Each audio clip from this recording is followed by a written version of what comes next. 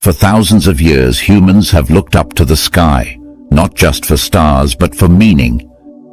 The ancients saw gods in thunder, spirits in rivers, and purpose in pain. Then came science, and with it, questions that shattered millennia of faith. If lightning is electricity, not the anger of Zeus; if the earth orbits the sun, not the other way around; if life evolved from a single-celled organism, then where exactly does God fit in? In the modern world, where telescopes reach galaxies and DNA reveals creation's blueprint, one question echoes louder than ever. Did science kill God, or did we simply outgrow the myths that once held us together? To understand this conflict, we must return to a time when faith was not questioned. It was reality itself. In the ancient world, religion wasn't just belief. It was the fabric of existence. From the pyramids of Egypt to the temples of India, from Greek philosophers to Hebrew prophets, everyone assumed the divine was the cause behind all things. Rain fell because the gods willed it. The stars shone as messages from heaven. Diseases, wars, births, and deaths all were threads in the divine plan. Faith gave meaning to chaos, and for the most part it worked. Until a few curious minds began to ask, what if there's another way to explain it all? It started quietly, with observation. When Aristarchus suggested the earth revolved around the sun, it was heresy. When Galileo proved it with a telescope, it was rebellion. And when Newton revealed the laws of motion, the universe began to look less like a divine mystery and more like a machine. The shift was revolutionary. For the first time, humanity didn't need gods to explain thunder, disease, or the stars. Science offered cause and effect, logic instead of miracles. But this didn't mean scientists became atheists overnight. Far from it. Newton himself believed he was uncovering the laws of God's creation. For him, science didn't destroy faith, it glorified it. Yet, the deeper science dug, the less room there seemed to be for God. Then came Charles Darwin. When On the Origin of Species was published in 1859, it did more than describe evolution. It ignited a war between faith and reason. For centuries, believers had pointed to the beauty and complexity of life as proof of divine design. Every feather, every flower, every heartbeat, evidence of an intelligent creator. But Darwin's theory changed everything.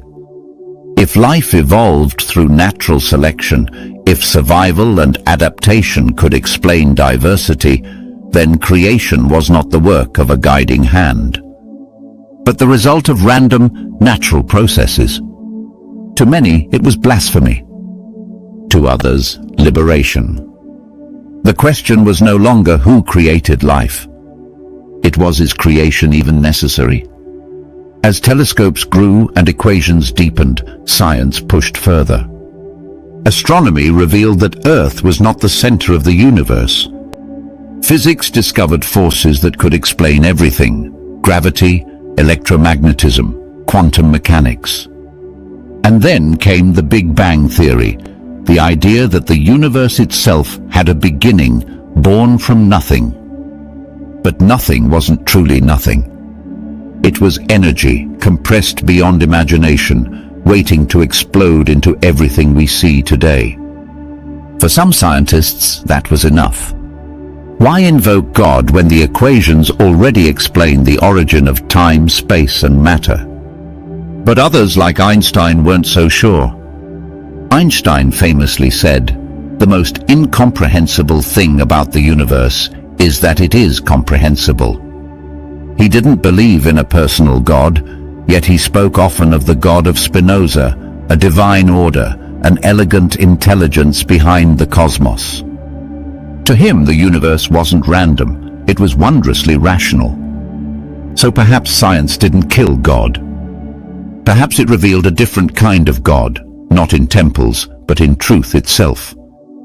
The 20th century brought an explosion of scientific discovery: relativity, quantum physics, DNA, space travel, and artificial intelligence.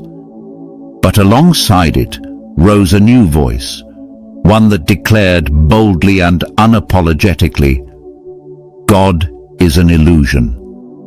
Philosophers like Nietzsche proclaimed, God is dead, and we have killed him. Atheists like Richard Dawkins, Christopher Hitchens, and Sam Harris argued that religion was not just false, but dangerous. They saw science as the torch that freed humanity from superstition. Dawkins wrote, "Faith is the great cop-out, the excuse to evade the need to think and evaluate evidence." In their view, the universe doesn't need divine purpose. Life is chemistry. Consciousness is computation. And morality, a social construct for survival. If that's true, then yes, science did kill God. But something strange happened next. The more science explained, the more it began to encounter mysteries that looked suspiciously spiritual. At the smallest level of reality, quantum physics, the universe stopped behaving like a machine. Particles appeared and vanished, existing in multiple places at once. Observation itself seemed to shape reality. Suddenly, matter wasn't solid, it was energy. And consciousness wasn't just an accident, it was part of the equation. As Nobel physicist Max Planck said, "I regard consciousness as fundamental. Everything else is derivative." For centuries, religion said mind creates reality. Now science began whispering, maybe it does. The boundary between spirituality and physics blurred. What was once mysticism began to sound eerily like quantum theory. Had science, in its quest to eliminate God, stumbled upon the very mystery it tried to avoid? Even in a secular age, humans still crave meaning. We still ask, why are we here? What is right and wrong? What happens after death? Science can tell us how stars are born, but not why beauty moves us to tears. It can measure love in hormones, but not explain why love matters. That's where spirituality still holds power, not as a rival to science, but as its mirror. Where science studies the external world, spirituality explores the internal one. And perhaps truth lies somewhere between. As Carl Jung once said, science brings knowledge, but only self-awareness brings wisdom. The two paths, logic and faith, may not be enemies after all. They might be two eyes of the same vision. One sees structure, the other sees meaning. If there's one figure who bridged this gap long before the modern age, it was the Buddha. The Buddha didn't speak of a creator God. He didn't claim divine revelation. He asked his followers to test every teaching through experience, like an experiment. He said, "Do not believe in anything simply because you have heard it. Believe only what you have tested and found true." Isn't that the spirit of science itself?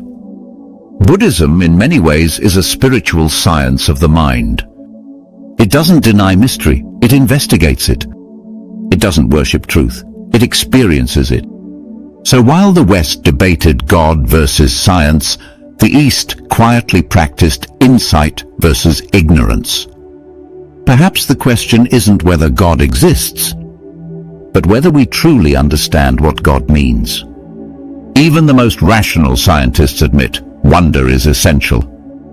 When astronauts saw Earth from space, many described it as a spiritual experience. The famous pale blue dot image, a tiny Earth floating in darkness, made even skeptics reflect on our fragility and unity. Carl Sagan, himself an atheist, said, "Science is not only compatible with spirituality, it is a profound source of spirituality." For him, spirituality was not about gods, but about awe, the recognition that we are part of something vast and mysterious. So maybe God is not a being, but a feeling, the wonder that makes life worth living. Today, as artificial intelligence learns, as humans plan to colonize Mars, and as physics seeks a theory of everything, one truth remains. The universe still refuses to give up all its secrets. We can describe the Big Bang, but not what triggered it. We can explain consciousness, but not why it exists. We can create machines that think, but not beings that feel. Maybe that's where God still hides, not in the gaps of ignorance, but in the depths of mystery. Perhaps God is not a person, but a process, the unfolding intelligence of existence itself. Did science kill God? Maybe not. Science didn't kill God, it transformed him. It stripped away superstition and replaced myth with mystery. It didn't destroy faith, it refined it. From blind belief to conscious curiosity. From worship to wonder. When Newton saw gravity, he saw God's law. When Einstein saw relativity, he saw divine harmony. When the Buddha saw enlightenment, he saw the same truth, that all things are connected, interdependent, and ever-evolving. Perhaps science and spirituality are not rivals in a war of truth, but partners in an endless quest for understanding. The physicist seeks the law of the universe. The mystic seeks the law within. And somewhere between atoms and awareness, between stars and souls, lies the mystery that neither has yet solved. Call it God.